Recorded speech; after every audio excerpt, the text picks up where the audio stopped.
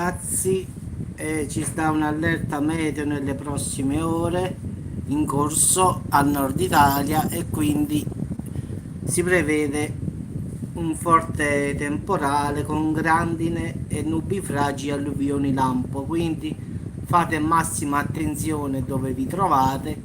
Questo è valido per il nord Italia in effetti, quindi massima attenzione perché questo questa perturbazione sarà molto violenta. Difatti arrivano già i primi danni e purtroppo anche diciamo c'è stata anche una vittima.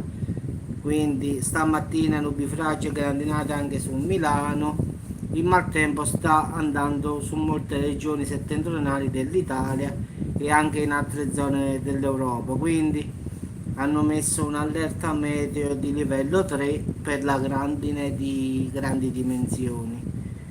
Quindi ci saranno anche forse forti raffiche di vento, potrà fermarsi qualche tornado. Quindi massima attenzione nel nord Italia, quindi proprio nel settentrione. Quindi per il nord Italia invece il livello di allerta è di 1 e 2, quindi è un po' diciamo così.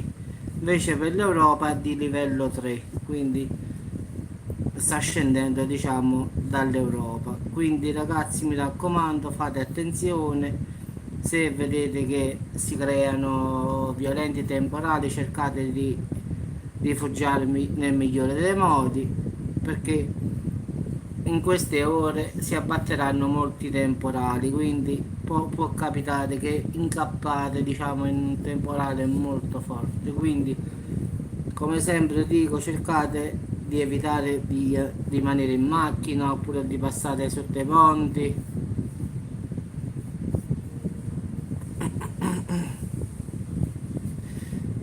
E allora vai tranquillo Alessandro, denunciala, vai alla polizia e la denunci, quindi non è un problema.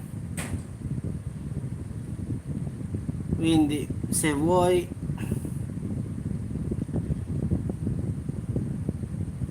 fallo tranquillamente, vai alla polizia postale e lo fai, non è un problema, guarda, per me figurati.